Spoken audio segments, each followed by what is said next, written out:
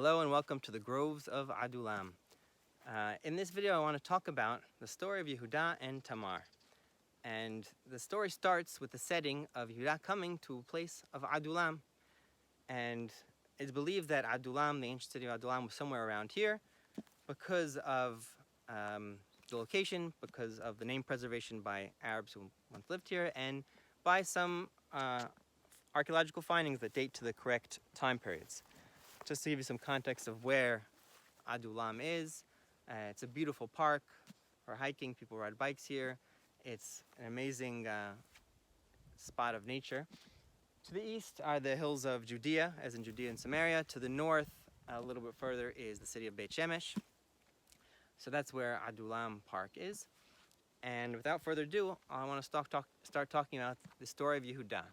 So it has three parts. We look in Perashat Vayeshev, Bereshit, chapter 38. First, there's the context, Yehuda leaving his brothers, starting a family.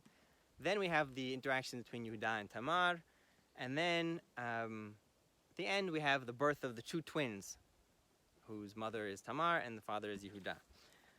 But I want to focus on the first part, that context, Yehuda building a family. So it starts with him leaving his brothers, and it says he went to an Ish Adulami, whose name was Hira. So he found some partner here in Adullam named in Hira. And both the name of the place Adullam and the name Hira, I think, are foreshadowing of further events that will happen to the descendants of Yehuda. So Adullam is also the place where King David took refuge before he was king, when he was running away from Shaul. He hid in the caves of Adullam, and there he started to gather a following. And then even later on, some of the caves near here have been found evidence of them being used by the followers of Bar Kokhba in his rebellion. So they also took refuge, and he's also a descendant of Yehuda. And then we talked about Hira. That sounds a lot like Hiram, who was the king of Tyre in the days of King Solomon. And the two were partners. The king of Tyre, Hiram, helped with resources and labor, particularly the cedars, for building the temple, the first Beit HaMikdash. And now what happens after he has this partner, Adullam? He gets married. So he finds a Canaanite girl. The father of his wife, his name is Shua. We don't know the wife's name herself, but there's actually a ravine on the other side of this hill known as Nahal Shua, probably named after that Shua, who was the father-in-law of Yehuda. And then him and his wife, the daughter of Shua, have three sons, Er, Onan, and Shelah. But there's something interesting when the three sons are named. The first son, it says, Vayikra et Shemo Er. But then the next son, it says, Vatikra et Shemo Onan. So the first son, it says the masculine, he called him Er. And the second son, the feminine, Vatikra. So it seems like perhaps the first son was named by the father, and the second son was named by the mother, which is very similar to a prevalent custom in our community today, of the first son or daughter being named after the father's parent, and the second son rather, or second daughter, the mother will name after her parent. So perhaps it has some roots in the children of Yehuda. But then the third son, Shelah. So the third son, it says also Vatikra. Also, perhaps the mother named him.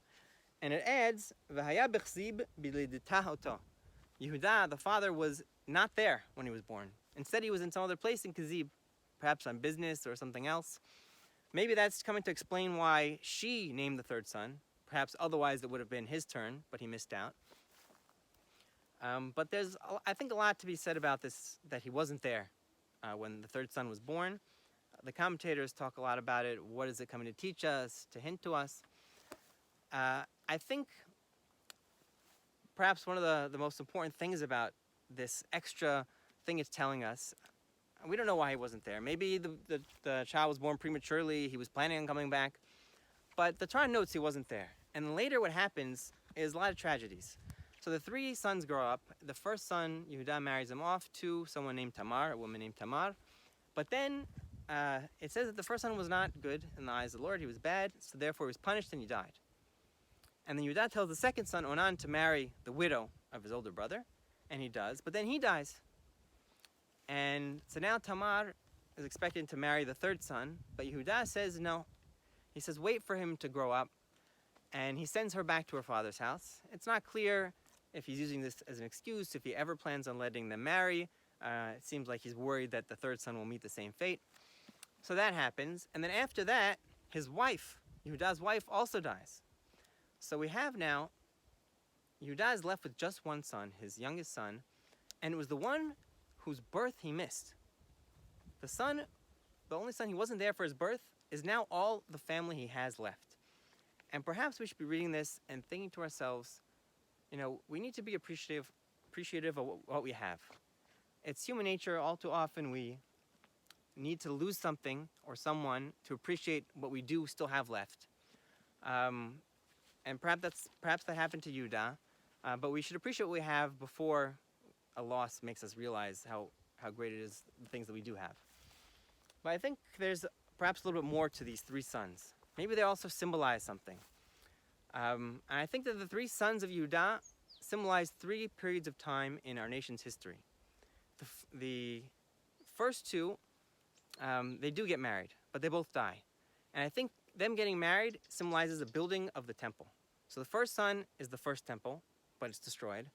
The second temple, the second temple, which is also destroyed. And now the third son is now. And it's unclear if we're gonna get married now, if there will be a third temple. And it's unclear if we plan on doing it, when, how, is it the right thing, how can we, when will it happen? But it's as if that third son right now did not get married yet. But another interesting thing, the third son, is Yehuda wasn't there when the third son was born. And similarly, in 1948, when the state of Israel was born, most of the Yehudim living at the time, our parents, grandparents, or maybe ourselves, I don't know how old you are watching this, most Yehudim were not there. The Jewish population in Israel was around 650,000 at the time of the declaration of the State of Israel. So that's less than 10% of the Jews worldwide at the time. But you know what? It's not too late.